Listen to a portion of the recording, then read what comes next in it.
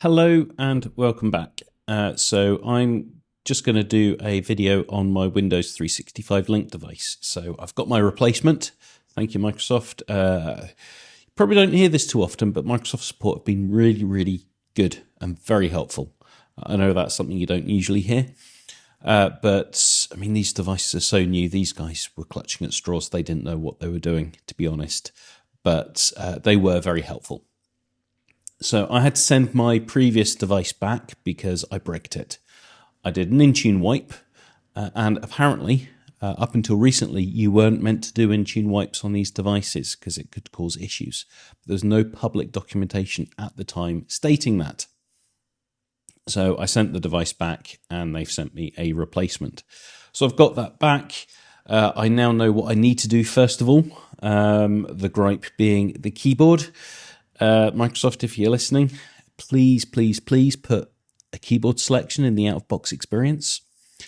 I've spoken to a few people at Microsoft and they say, what's the problem? I use the Shift 2 key for the At key anyway because I'm a Mac user.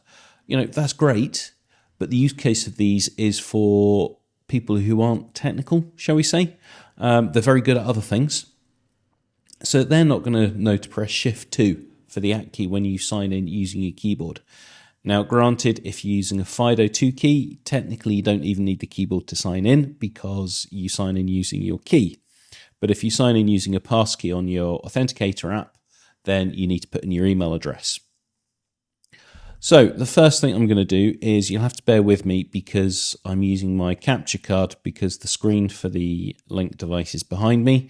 So the capture card is mirrored, so the mouse movements are slightly backwards, which is a bit of a pain. So if I move the mouse right, for me, it looks left on my screen just now. But if you go down to the control center, the reason I'm doing it on this is because my capture card cuts the screen off, so I can't see it on the screen on the device, which is a bit of a pain. So yeah, if you go to the control center, and we've got language. So if we click on language, you can see there that we can change it to United Kingdom as the language. And it's already set to United Kingdom because I've already done a restart of it. Let's go to keyboard. Again, it looks like it's grayed out, but it's not grayed out. So you can see there that the keyboard is set to US. So if we scroll down, we've got United Kingdom there. So that is the keyboard set. So keyboard layout is set to United Kingdom. Language is set to English United Kingdom. That's what we want. Now, I had an Intune policy targeted at this, so the time zone should be right. Time zone's not an issue because there's an Intune policy you can create for that. So next thing is we want to connect to the Wi-Fi, I take it. So let me just connect there, connect automatically, and let me just see if my keyboard has been updated. So I'm pressing the At keyboard. Yes, it is. So that's good. So let me just... I'm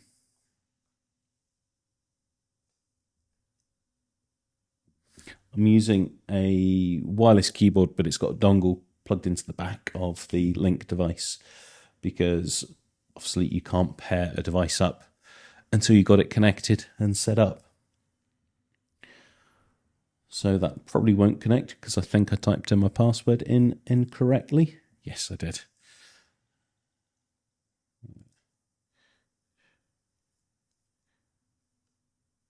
Let's try again.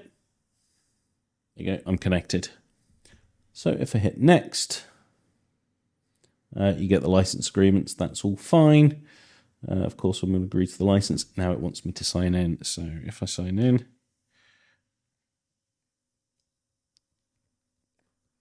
the At key is in the right place just now because I've set the keyboard.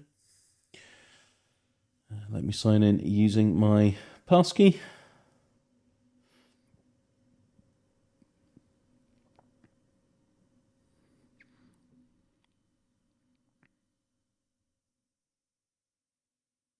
Sign in, and that's me signing in. So this will do a few things in the background. So this will join it to Entra. This will then do a few other bits and pieces and pull that policy down that will give it its regional settings in terms of time zone, but it does not address the thing with the keyboard, so you have to set the keyboard on the device. Now, I did have a slight issue with this before where I set the keyboard to UK and then I logged into my cloud PC, and that's all very well and good. That was UK keyboard. Then I signed out, and for some reason it had reset the keyboard again, so be mindful of that. The other thing with the previous device, which is why I was doing an Intune wipe on it, was taking forever to log out. So if I disconnect or sign out, it would take literally 5 minutes, and there's no exaggeration there. It was just painfully slow at logging out. Again, speaking with support, there were a few issues, shall we say, with a couple of these devices. They needed an update, but for some reason I hadn't received those updates on my device. So again, that's why I had the issue. So now we can see I'm connecting to my cloud PC because that's done everything I needed to do in terms of connecting to Intune.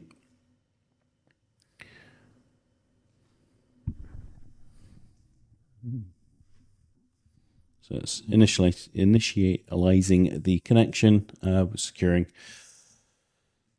and I should then be able to log in. Excellent. So that is me now logged into my cloud PC.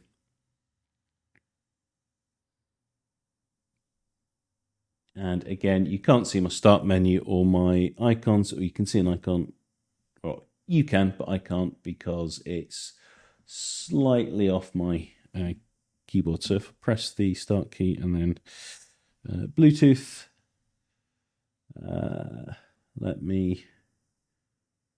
it's this one.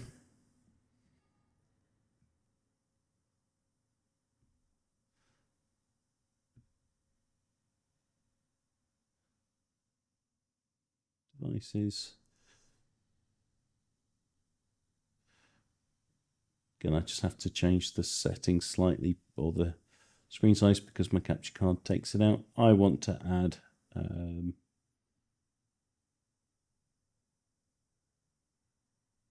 new devices, but it's not there. So where do I add? Settings. Open additional settings. So this is it. This is the thing that caught me before. So if I close that, you need to open additional settings here, because what that will do is that will then connect you to your link device. And then say I get my Arc mouse, put it in pairing mode.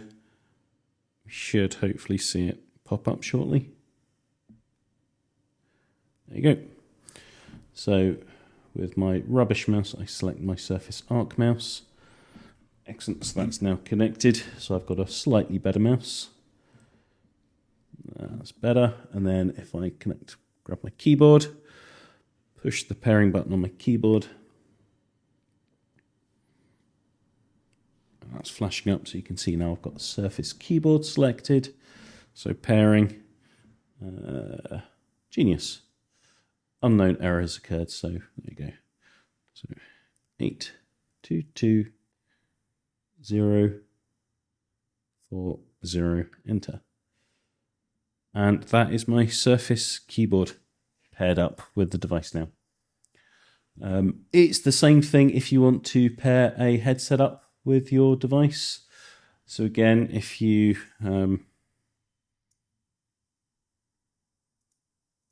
think it's here, go to open additional settings. You turn your headset on. Let me just turn mine on. Let me just turn my headset on. So if I turn it on and put it into pairing mode,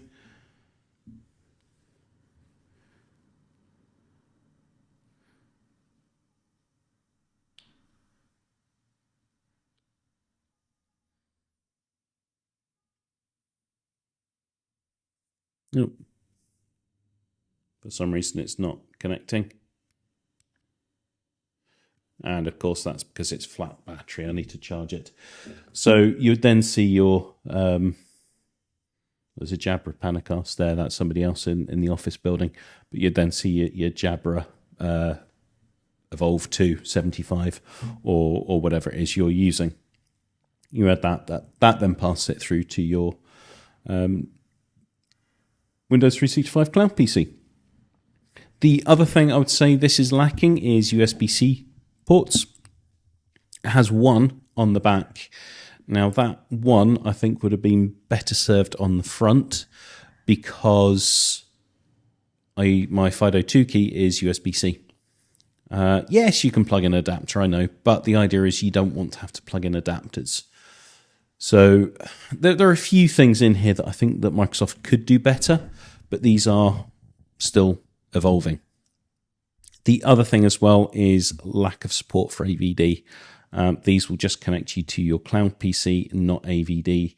And from my understanding in chats, there is no plan to support AVD. Reason being is because Microsoft want you to buy your Windows 365 licenses. These Link devices come in at round about £380, including VAT. So whilst they're not cheap, they're not overly expensive. And for what they are, I think they're very good. The footprint's good. The size of it is nice. Just got my hand on it just now. It's a bit warm for something that doesn't do anything, but it's okay. I think there's potential for these. I think as these evolve, Microsoft will hopefully put in more USB-C ports in them, and there'll be more support for other things, because I don't think you can plug in a USB-C hub into it. I will try it actually, but I don't think you can. But yeah, that's it from start to finish. If you're not US based, remember to set the keyboard before you start it up. That's just one of my gripes. Somebody who works in tech, you're kind of used to pressing Shift 2 for the at key. But if you're not used to that, then it will catch you out and you'll get frustrated as you can't log on. I think the next thing I'll do is I'll show you this device in Intune and where it sits and how it looks. So here we are in the Intune portal. So if we go to my devices, you'll see here I've got a WCPCD, and then I initially thought this was the serial number, but it's not, because that's the serial number. And it's listed as a Windows device. So, or operating system Windows, device model Windows 365 Link, device manufacturer is Microsoft. So, not much in the overview there. You can rename it if you want to. Locate, obviously do the wipe. Let's have a look at device configuration. So it's pulled up, not applicable. Oh, that's fine. Why's that not applicable? Anyway, hardware. Let's have a look at the hardware. That's what I was looking for. So it's picked up that I've set it to ENGB, which is good. Operating system edition is WCPC. Operating system SKU is Windows CPC 210. I think the one I had previously was less, which is why I was having issues. Yeah. So total storage space is 0 because there is no actual physical hard drive in it. It's got 8 gigs of memory. This was actually quite interesting seeing all this. So that's all pretty neat. There's no way I think you can do auto naming. I'm going to have a look at that to see if I can then change the name, or you can change the name, but if there's a naming convention you can add to it. There's no way to do autopilot from what I've seen from it, but do you need to? I think that's the question. Like I've said countless times over and over again, the only thing I think that is lacking is this keyboard selection. I know I keep going on about it, but for me, that is one of the fundamentals of these devices. The usability, the easiness of everything. If you're giving it somebody who's not technical, then not having a keyboard option for out the box is going to be a real pain. So yeah, not much to see here in Intune. Yeah, but that's the idea. These boxes, there's not meant to be much for them. They're incredibly simple, very low overhead, and that they just work. Well, this one does now. My previous one didn't. It's frustrating because I really want to like these devices. I really want these devices to succeed, because I think that they're going to be a game changer. And again, they should support AVD. But I know why. We know the reasons why, but it would make life a lot easier if they did, because it would make it more of an acceptable solution. So I'm going to stop waffling because otherwise you're just going to get bored of me. But yeah, not much to it. Win365 Link, if you've got access to one, play around with it. I'd be keen to know your thoughts. There's not much to it. I've used a 10 Zig device recently. Just the OS installed on a small micro form factor device. And the experience wasn't as nice as this. This gives you that real Windows feel from start of logon, whereas that 10 Zig device just wasn't as nice. And the key thing here is that it supports that passkey sign-in. So not only support port FIDO2, it supports passkey as well.